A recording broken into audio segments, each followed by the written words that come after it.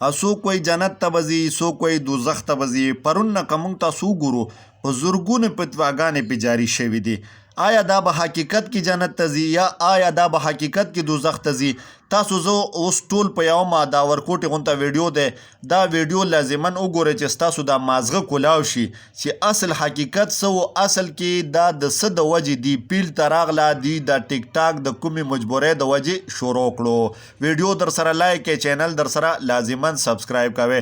قدرمنو دوستانو، لکه څنګه دی کله هم ټیک ټاک ته راغله، په ټیک ټاک لایو کې دی چې کوم الفاظ استعمالولو، په کومه طریقه باندې خلکو دا خوښه کړه، تاسو به د دې الفاظ اورېدلي وي، د دې هغه ویډیوګانې به تاسو کتلي وي.